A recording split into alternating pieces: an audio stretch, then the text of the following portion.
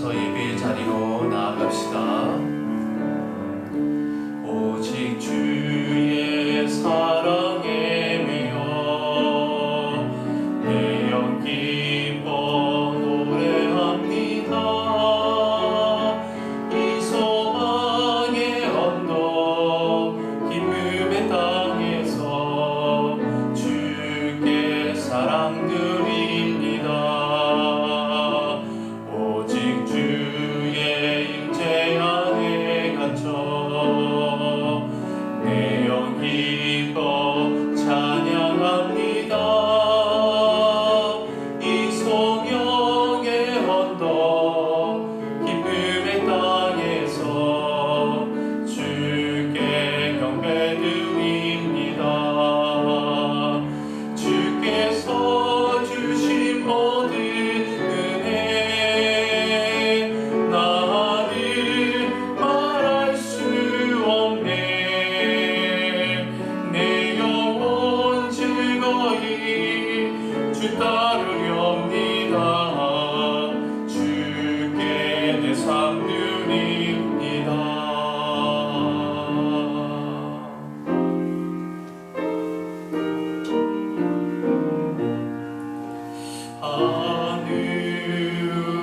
하늘에 계신 아버지 이름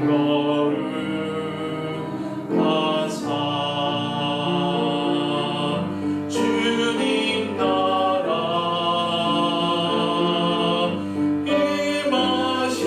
임하시고 뜻이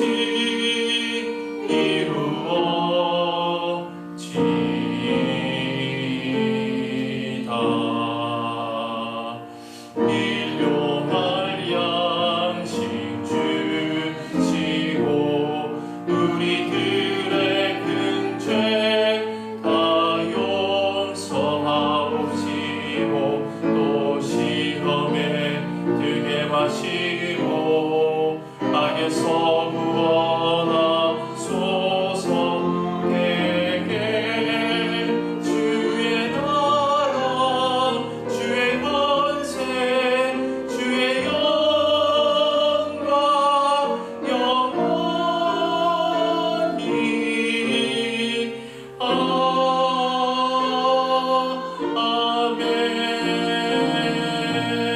아멘. 아버지께 참되게 예배하는 자들은 영과 진리로 예배할 때가 오라니 곧 이때라. 아버지께서는 자기에게 이렇게 예배하는 자들을 찾으시느니라. 하나님은 영이시니 예배하는 자가 영과 진리로 예배할지니라. 힘과 능력이 되시는 하나님을 사랑합니다. 주님은 저희의 반석이요 요새이시요 피할 바이시요 방패시요 구원의 뿔이 되어 지난 한 주간도 저희를 지켜주셨습니다. 세상 사람들은 우상을 숭배하며 재물과 명예와 부귀영화를 추구하며 살지만 저희는 참 구주가 되시는 하나님만 경배하며 예수 그리스도의 발자취만 따르고자 하오니 정결한 마음과 진실한 마음으로 드리는 우리의 예배를 기쁘게 받아 주옵소서. 예수님의 이름으로 기원하옵나이다.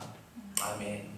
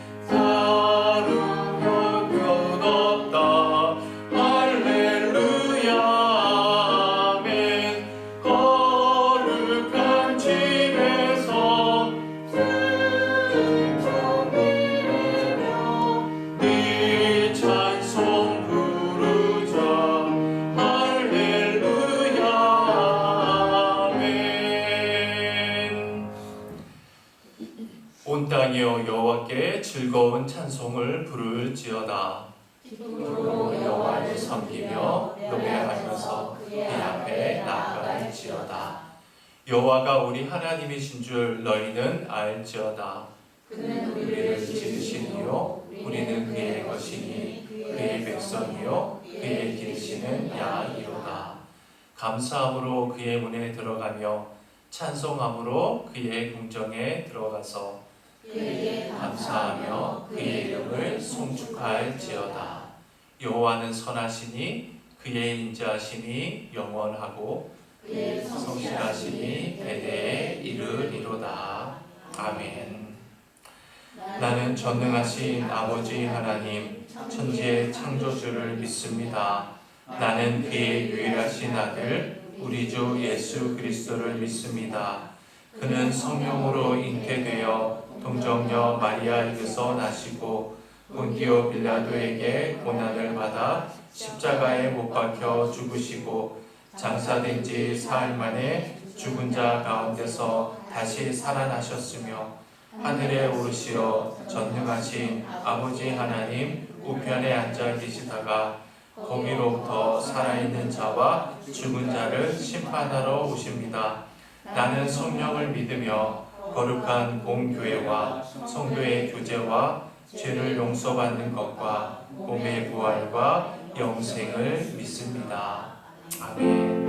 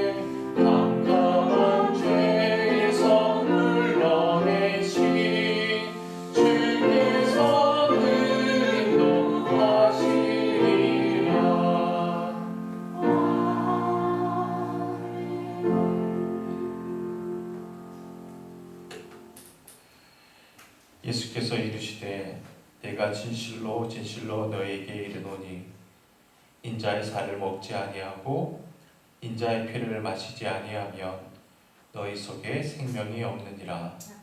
내 살을 먹고 내 피를 마시는 자는 영생을 가졌고 마지막 날 내가 그를 다시 살리리니 내 살은 참된 양식이요 내 피는 참된 음료로다.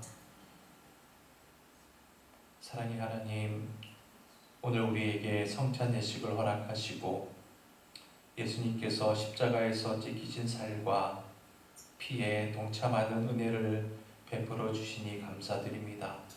우리의 모든 죄와 허물을 십자가의 보혈로 깨끗이 씻어주사 몸과 마음마저 정결하게 하여 주옵소서.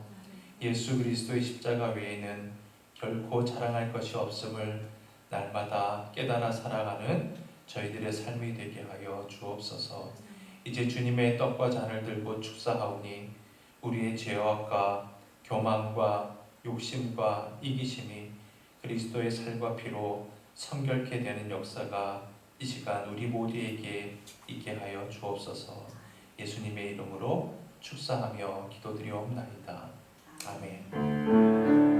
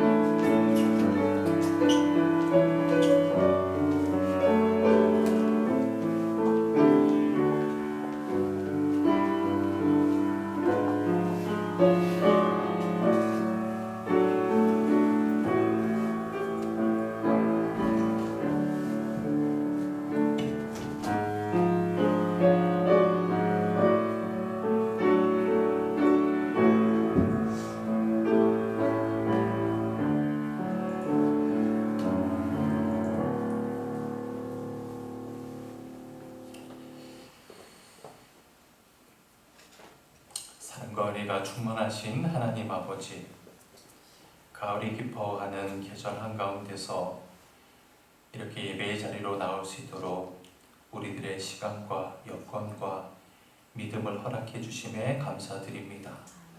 지난 한 주간도 주님의 인도하심 속에 살아왔지만 돌아보면 우리의 삶과 생각과 말과 행동이 주님의 뜻을 온전히 따르지 못했음을 고백합니다.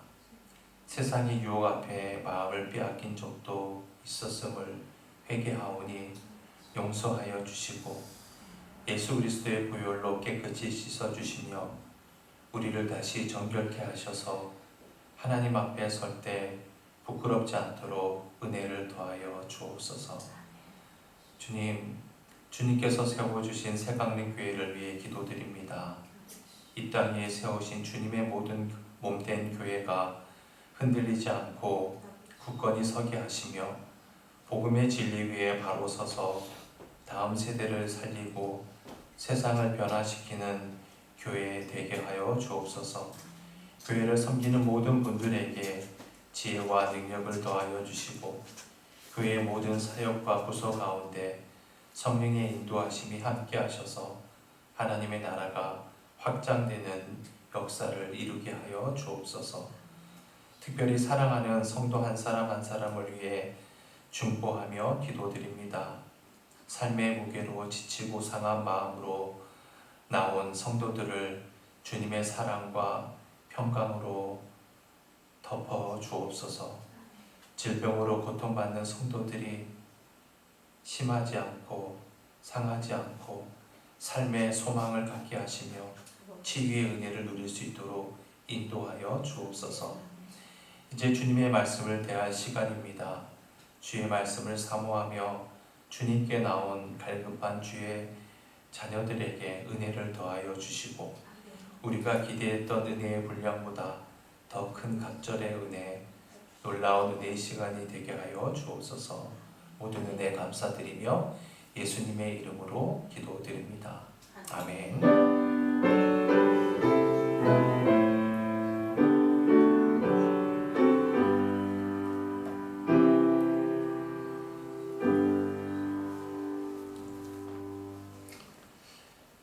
주님께서 우리에게 주시는 말씀입니다. 요한복음 12장 20절로 22절의 말씀입니다. 우리 다 일어나서 오늘 주실 말씀 받들어 봉독하겠습니다. 시작. 명절에 예배하러 올라온 사람 중에 헬라 몇이 있는데 그들이 갈릴리 벳세다 사람 빌립에게 가서 청하여 이르되 선생이여 우리가 예수를 배우고자 하나이다 하니 빌립이 안드레에게 가서 말하고 안드레와 빌립이 예수께 가서 여쭈니 이는 하나님의 말씀입니다. 아멘. 여러분, 거리마다 사람이 없는 곳은 없습니다. 시장이며 마트며 병원이며 가는 곳마다 사람들은 정말 많습니다. 일생 중에 단 한 사람과도 스치지 않는 날이 있을 수 없을 정도로 수없이 많은 사람들 속에서 우리는 살아가고 있습니다. 그렇다고 해서 그 수많은 사람들을 개별적으로 다 알고 살아가는 것은 아닙니다.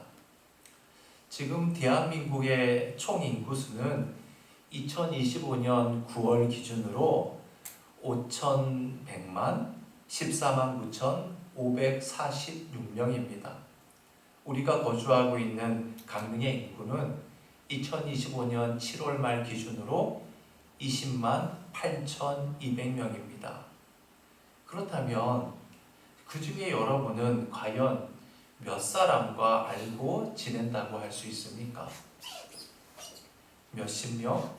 혹은 많아야 몇백 명을 넘지는 않지 않습니까? 그 가운데서도 정말 격이 없이 서로 모든 것을 털어놓고 상대방의 일을 자기 일처럼 봐주면서 함께 기뻐하고 함께 슬퍼할 수 있는 사람이라면 고작 몇 명에 불과하지 않습니까? 그런데 여러분, 내가 알고 있는 그 소수의 사람들과 관계를 맺음으로만 이 세상을 살아갈 수 있는 것은 결코 아닙니다. 때로는 내가 추진하고 있는 일이나 나의 계획의 성사를 위해서 필요한 도움을 얻기 위해서 이제껏 개인적인 사귐이 전혀 없었던 사람을 만나야 하는 경우가 있습니다. 그때 당사자에게 불쑥 전화를 걸 수도 없는 것이고 무조건 그 집을 찾아가서 문을 두드리거나 초인종을 누르는 사람은 없을 겁니다.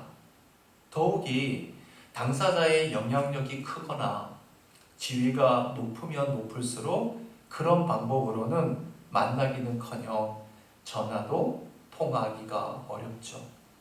그래서 이런 경우에는 그 당사자를 소개시켜 줄 수 있는 이를테면 소개인을, 중개인을 찾게 됩니다. 그렇다고 해서 아무나 소개인으로 삼는 것은 아니죠. 소개인으로 삼기 위해서는 두 가지 조건이 충족이 되어야 합니다. 먼저는 자신이 만나기 원하는 상대방이 신뢰하는 사람이어야 합니다. 그렇지 않습니까? 신뢰하지 않는 자의 소개는 받지도 않으려니와 설령 만나게 된다 할지라도 부정적인 결과로 끝날 공산이 더 크기 때문이죠. 그 다음으로는 남의 부탁을 기꺼이 자기 일처럼 들어줄 수 있는 사람이어야만 합니다. 상대방이 신뢰하는 사람이긴 하지만 그러나 남의 일이라면 그것이 아무리 정당하고 의로운 일일지라도 손톱 하나 까딱하지 않는 사람이라면 소개인으로는 절표 부적합할 수밖에 없겠죠. 따라서 방금 언급한 이 두 가지 조건을 갖춘 사람에게 자신이 만나고 싶은 사람을 소개시켜 주기를 부탁하는 것은 인지상정입니다. 자, 이제 방금 말씀드린 소개인의 두 가지 자격을 염두하고 오늘 본문을 함께 나누어 보겠습니다. 본문 20절 말씀입니다. 함께 읽어보죠. 시작. 명절에 예배하러 올라온 사람 중에 헬라인 몇이 있는데, 기원전 332년 헬라의 알렉산더 대왕에게 정복당했던 이스라엘은 로마에 다시 재정복당하기까지 오랫동안 헬라의 영향력 아래에 있었습니다. 따라서 이스라엘 전역에는 예수님 당시까지도 헬라인들이 흩어져 살고 있었습니다. 그 헬라인 중에서 몇 명이 6월절 명절을 맞아서 예루살렘에 와 있었다는 거예요. 그들은 그곳에서 뜻밖에도 놀라운 광경을 목격하게 되었습니다. 예수님이라는 사람이 어린 나귀 새끼를 타고 예루살렘으로 입성을 하는데 온 유대인들이 뛰쳐나와서 종려나무 가지를 흔들며 호산나 이스라엘 왕이시여 라고 하면서 열광적으로 예수님을 환영하는 그런 광경이었습니다. 그 놀라운 광경을 목격한 헬라인들은 예수님을 직접 만나 뵙기를 원했습니다. 하지만 그들과 예수님 사이에는 아무런 연이 없었습니다. 당시 유대인들은 종교적으로 헬라인과 같은 이방인들은 사람으로 취급하지 않았습니다. 따라서 헬라인들이 예수님을 만나고 싶다고 해서 아무 때나 예수님 앞에 불쑥 나설 처지가 전혀 아니었던 겁니다. 그래서 본문 21절이 이렇게 증언하고 있습니다. 시작!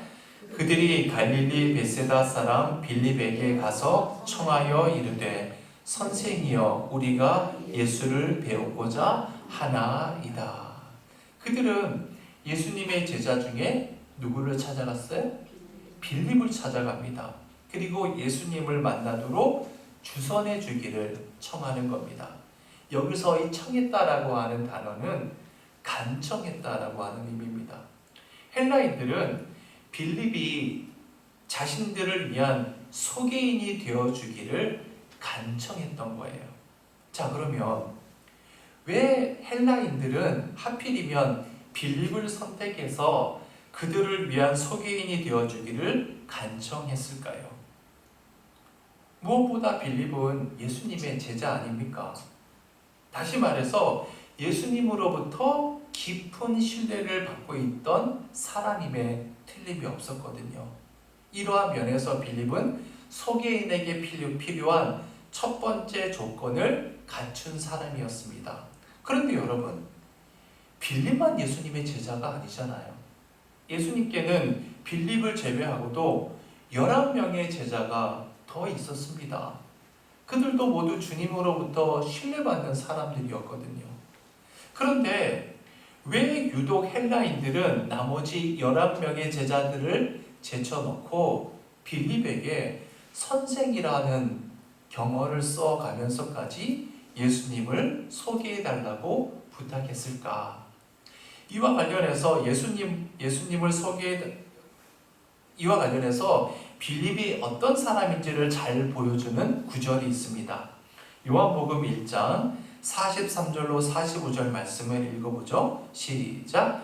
예수께서 갈릴리로 나가려 하시다가 빌립을 만나 이르시되 나를 따르라 하시니 빌립은 안드레와 베드로와 한 동네 베사다 사람이라. 빌립이 나다나엘을 찾아 이르되 모세가 여러 선지자가 기록한 그 일을 우리가 만났으니 요셉의 아들 나사렛 예수니라. 예수님을 만났던 빌립이 제일 먼저 한 일이 뭐냐 하면 자기 친구 나다나엘을 찾아가서 예수님께 인도하여 소개시키려고 한 것이었습니다. 여러분, 나다나엘이 또 다른 이름이 누군지 아시죠? 누구예요? 바돌로메입니다. 바돌로메와 나다나엘은 똑같은 사람이에요. 빌립이 나다나엘이 원하기도 전에 스스로 나다나엘을 위한 소개인이 되기를 자처했던 사람이었다는 거예요.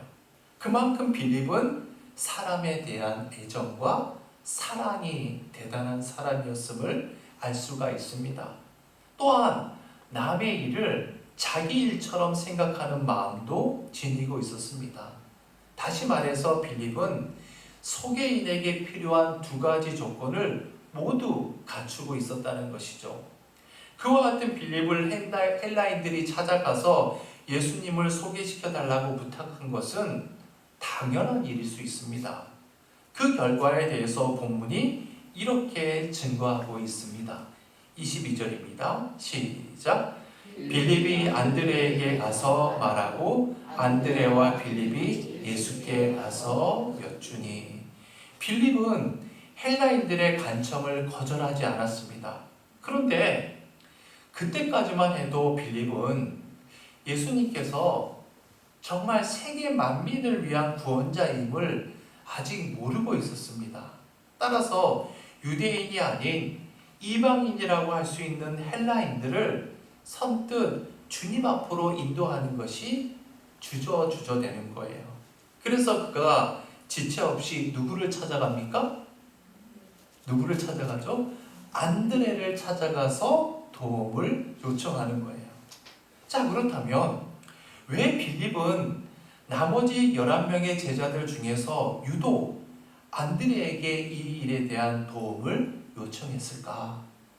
안드레와 관련해서 성경은 또 다음과 같이 증언하고 있습니다. 요한복음 1장 40절로 42절입니다. 시작. 요한의 말을 듣고 예수를 따르는 두 사람 중에 하나는 시몬 베드로의 형제 안드레라. 그가 먼저 자기의 형제 시몬을 찾아 말하되 우리가 메시아를 만났다 하고 데리고 예수께로 오니 예수께서 보시고 이르시되 내가 요한의 아들 시몬이니 장차 게바라 하리라. 여러분, 사복음서를 통틀어서 볼 때 안드레는 예수님을 가장 처음 만난 제자로 볼 수가 있습니다. 예수님을 처음 만난 안드레 역시 가만히 있지 않았다는 거예요. 직실로 뛰어나가서 그의 형제인 베드로를 예수님께 인도했습니다. 안드레 또한 사람을 사랑하는 마음, 남의 일을 자기 일처럼 여기는 마음이 있었던 거예요. 바로 이런 면에서 안드레는 빌립과 동일했습니다. 그런데 여러분, 안드레는 빌립보다 월등했음을 성경은 기록하고 있습니다. 한 가지 중요한 예를 들어볼게요. 요한복음 6장에는 예수님께서 베스다 들판에서 무리에게 말씀을 가르칠 때였습니다. 그때를 상세하게 기록하고 있죠. 그곳에는 어린아이와 여자를 제외하고 남자 장정만 5,000명이 넘는 수많은 사람들이 모여 있었습니다. 이윽고 해는 저물어 가는데 먹을 것이라고는 아무것도 없었어요. 더욱이 주변에는 먹을 것을 파는 식당이나 가게도 없었습니다. 설령 가게가 있다고 할지라도 그 수많은 군중을 모두 먹일 음식이 준비되어 있을 리가 없겠죠. 그때 예수님께서 빌립에게 이 상황을 어떻게 했으면 좋겠냐고 여쭙잖아요. 그때 빌립이 뭐라고 얘기합니까? 이런 상황 속에서는 사람들을 모두 집으로 돌려보내는 것이 낫겠다고 이야기합니다. 그런데 안드레는 달랐어요. 예수님과 빌립의 대화를 들은 안드레는 곧장 일어나서 사람들 속을 누비고 다닙니다. 혹시라도 누가 먹을 것을 얼마나 가지고 있는지를 살펴보기 위함이었습니다. 마침내 안드레는 빵 5조각과 생선 2토막을 지니고 있는 어린아이를 발견하게 됩니다. 그 아이를 설득해서 예수님 앞으로 데리고 나오죠. 마침 결국 여러분, 사실 사람들 보기에 그것은 참으로 쓸데없는 일일 수 있습니다. 그런데 사람을 사랑하는 안드레로서는 그런 일이라도 하지 않고는 견딜 수가 없었던 겁니다. 예수님께서 안드레로부터 건네받은 그 오병이요, 빵 5조각과 물고기 2토막으로 그곳에 있는 수많은 사람들을 배불리 먹이고도 남은 음식을 12강줄이라 거두는 오병이어의 기적을 일으키지 않았습니까? 여러분, 그렇습니다.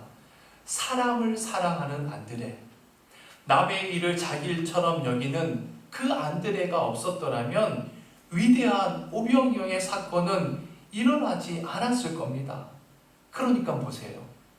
사람을 사랑하고 돕는 데 있어서는 안드레는 빌립보다 확실히 한 수 위였던 겁니다. 그래서 빌립은 헬라인들의 부탁을 받자마자 안드레를 찾아가서 도움을 요청했던 것이죠. 안드레라면 설령 이방인을 데리고 왔다고 주님께로부터 꾸중을 듣는 한이 있을지라도 기꺼이 자기와 함께 헬라인들을 예수님께 소개해주는 소개인의 역할을 멋지게 해줄 것이라고 빌립은 믿어 의심치 않았던 겁니다. 아니나 다를까 안드레는 빌립이 믿었던 대로 조금도 주저하지 않았습니다. 이처럼 안드레와 빌립은 이방 사람인 헬라인들을 예수님 앞으로 인도하는 소개인의 역할을 기꺼이 감당했다는 겁니다. 그래서 예수님께서 승천하신 이후에 제자들이 복음을 들고 이방 지역으로 들어가기도 전에 이방인들이 주님으로부터 직접 복음을 듣는 구원의 대역사가 일어날 수 있었던 것이죠. 자, 그렇다면 여러분, 저와 여러분들도 안드레처럼 빌립처럼 겸손하게 구원의 사역을 감당할 수 있습니다. 사람의 손목을 이끌고 교회에 인도하여 구원자이신 예수 그리스도를 만나게 해줄 수 있습니다. 또한 성경을 읽게 함으로써 말씀을 통해 주님을 소개시킬 수도 있습니다. 그런데 더 중요한 것은 내 삶을 통해서 예수 그리스도를 소개하고 보여주는 것이 더더욱 중요합니다. 여러분, 혹시 폴란드 사람인 레흐 바웬사라는 사람을 들어본 적 있으세요? 이 바웬사는 1980년 당시 공산국가였던 폴란드의 자유노동조합을 조직한 사람이었습니다. 그것은 당시 동유럽에서는 처음 있는 일이었어요. 여러분 생각해 보세요. 공산국가에서 자유로운 노조활동이 가능하겠습니까? 그런데 바웬사가 그 일을 폴란드에서 해낸 거예요. 이것을 통해서 1983년 바웬사는 노벨 평화상을 수상하게 되었고, 그것이 도화선이 되어서 폴란드가 1989년 동유럽 공산권에서는 처음으로 공산주의 종식을 이루게 되었습니다. 그리고 바웬사는 나중에 폴란드의 대통령이 되기도 하였죠. 그런데 이 바웬사가 이 엄혹한 공산체제 하에서도 이러한 자유노동운동을 할 수 있었던 것은 미국 흑인 민권운동가였던 마틴 루터 킹이었다고 밝히고 있습니다. 젊은 시절에 마틴 루터 킹 목사님의 수기를 읽고 그의 인생관과 가치관이 바뀌었다는 거예요. 킹 목사님의 수기를 읽은 뒤에 공산당에 착취당하는 국민들을 위해서 자신의 일생을 걸기로 결심하게 되었다는 겁니다. 자, 그러면 마틴 루터 킹 목사가 흑인 민권 운동에 나서게 된 동기는 무엇일까요? 그것은 무명의 한 흑인 여성 로사 박스를 우연히 만났기 때문이었다고 해요. 1955년 12월 1일이었습니다. 로사 박스의 여인은 미국의 엘레베마주에 살고 있었는데 몽고메리시에 있는 한 백화점에서 쇼핑을 하고 난 다음에 자기 집으로 가기 위해서 버스를 타게 되었는데, 이 화면이 바로 버스를 탔던 로스팍스의 사진입니다. 당시 미국은요, 흑인에 대한 인종차별이 너무나도 심했던 시기여서 버스 안에서도 흑백으로 나눠서 좌석을 차별하는 법이 있었다고 해요. 버스 기사는 반드시 백인이어야 한다. 버스 앞에서부터 네 번째 줄까지는 반드시 백인들만 앉아야 한다. 설령 버스 안이 비어 있다 하더라도 흑인은 서 있어야 한다. 절대로 앉지 못한다. 버스가 차면 흑인들은 백인들을 위해서 본인들의 자리를 양보해야 한다. 이것이 당시 법이었습니다. 그런데 버스를 탄 로사 박스는 뒤쪽 흑인석으로 가지 않고 앞쪽 백인석 전용 자리에 앉은 거예요. 이처럼.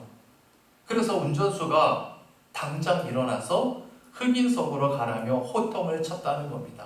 그런데 하나님 앞에서 모든 생명의 가치가 동일함을 알았던 로사 박스는 끝까지 일어나지 않았습니다. 그래서 이 사건으로 인해서 로사 박스는 경찰에 체포가 됩니다.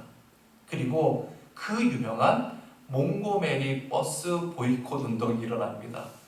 몽고메리시에 사는 모든 흑인들이 버스를 타지 않겠다고 결의를 한 거예요. 막 시위를 하는 겁니다. 결국 연방정부가 나서게 되고 이 사건을 계기로 인해서 모두가 차별 없이 버스를 탈 수 있는 조례안이 발표되게 되었습니다. 여러분, 그렇습니다. 로사 박스의 용기와 믿음에 감동한 마틴 루터킹 목사는 그날 그 여인을 통해서 만민을 사랑하시는 하나님의 뜻, 하나님의 일을 본 겁니다. 그리고 흑인을 사람답게 살리기 위한 그 유명한 흑인 민권운동이 시작이 됩니다. 여러분, 재봉사였던 로사 박스는 초등학교도 나오지 못한 가난하고 무식한 가녀린 흑인 여성에 불과했습니다. 그녀는 아무리 죽었다 깨어나도 마틴 루터킹 목사와 같은 위대한 민권운동가나 레흐 바웬사 같은 위대한 민족 지도자, 위대한 정치가가 될 수가 없습니다. 그러나 중요한 사실은 로사 박스 같은 여성이 없었다면 그 유명한 마틴 루터킹 목사나 레흐 바웬사도 있을 수 없었다는 사실입니다. 결과적으로는 그 볼품없는 한 여인의 삶이 미국 사회에서 흑인의 인권을 바르게 세웠고 공산정부의 압제에서 폴란드 국민들에게 구원을 이루게 되었습니다. 로사 박스는 단 한 번도 국경을 넘은 적이 없었음에도 불구하고 달리는 버스 안에서 그 일을 이루어냈던 것입니다. 사랑하는 교우 여러분, 우리는 모두 다 나다나엘, 바돌로메처럼 주님의 제자로 살면서 순교자가 될 수는 없습니다. 그러나 나다나엘과 주님의 만남을 소개했던 빌립이 될 수 있습니다. 또한 우리는 모두 다 베드로와 같은 위대한 사도가 될 수는 없습니다. 그러나 베드로와 주님의 만남에 앞장섰던 안드레가 될 수는 있습니다. 우리가 다 마틴 루터킹 목사나 레흐 바웬사 같은 위대한 지도자, 정치가가 될 수는 없지만 그러나 주님과 마틴 루터킹 목사의 더 깊은 만남을 가능케 했던 로사 박스 같은 삶을 살 수 있습니다. 그렇습니다. 우리 자신의 손으로 오병이어의 역사를 일으킬 수는 없지만 주님과 한 어린아이의 만남을 중개했던 오병이어의 불씨가 될 수는 있습니다. 우리의 인생이 아무리 보잘것없고 우리의 삶이 아무리 연약하다 할지라도 우리는 이 세상에서 적지 않은 영향력을 미칠 수가 있는 것입니다. 가정을 지키는 전업주부라 할지라도 일터에서 묵묵히 일하는 직장인이라 할지라도 학교 교실에 앉아있는 학생이라 할지라도 우리는 이 세상의 역사를 바꿀 수가 있습니다. 빌립과 안드레가 했기 때문에 우리도 할 수 있습니다. 로사 박스 같은 여인이 했기 때문에 우리도 할 수 있습니다. 왠지 아십니까? 우리 주님께서 우리와 함께하고 계시기 때문입니다. 우리 찬송가 325장 부르시면서 예물 봉헌하겠습니다.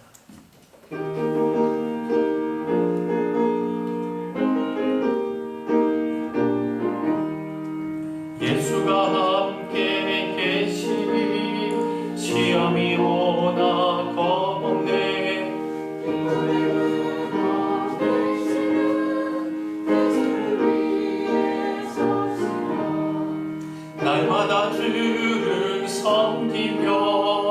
언제나 주를 기리고 그 사랑 안에 살면서 딴 길로 가지. 3절 부르겠습니다. 이 세상 친구 없어도 예수는 나의 친구니 불의한 일을 버리고 예수를 위해 삽시다. 날마다 주를 섬기며 언제나 주를 기리고 그 사랑 안에 살면서 딴 길로 가지 맙시다. 주께서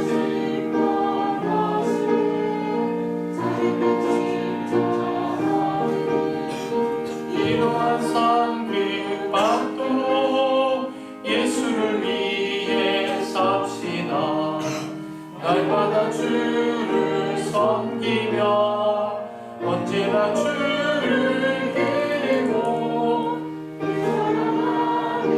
살면서 딴 길로 가지 맙시다. 사랑과 자비가 풍성하신 하나님, 나 자신이 나다나엘이 될 수는 없지만, 나 자신이 베드로가 될 수는 없지만, 그러나 그들과 주님과의 만남을 주선했던 빌립이 될 수 있으며 안드레가 될 수 있음을 깨닫게 하여 주심에 감사드립니다. 이 시간 이후로 빌립과 안드레를 닮아가는 사람이 되게 도와주옵소서. 많은 사람을 주님 앞으로 인도하고 주님과의 만남을 주선하는 소개인이 되게 하여 주옵소서. 내가 소개한 사람들 가운데서 위대한 베드로가, 마틴 루터킹 같은 목사나 네흐 바인사 같은 지도자가 배출되게 하여 주옵소서. 내가 그리스도 안에서 주님을 위한 소개인의 삶을 기꺼이 살아갈 때 나의 삶이 아무리 작고 보잘것없다 할지라도 주님께서 반드시 나를 통해 세계 역사의 한 부분을 새롭게 하심을 확신하는 믿음으로 살아가게 도와주옵소서. 이제 주님께 예물을 드립니다. 진실함과 정직함, 감사함으로 드리는 이 예물이 하나님 아버지를 감동시키는 예물이 되게 하여 주옵소서. 이 예물이 하나님의 뜻에 합당하게 쓰여지게 하시며 관리하는 손길 위에도 함께하여 주시고 모든 성도들의 가정과 직장과 일터와 범사가 주님께서 주시는 은혜로 늘 복되게 인도하여 주옵소서. 이제는 예수 그리스도의 은혜와 하나님의 사랑과 성령의 교통하심이 이 시대의 안드레로 빌립으로 살아갈 것을 결단하는 주의 권속들 머리머리 위에, 이 교회 위에 이제로부터 영혼까지 함께 하시길 간절히 축원하옵나이다. 아멘.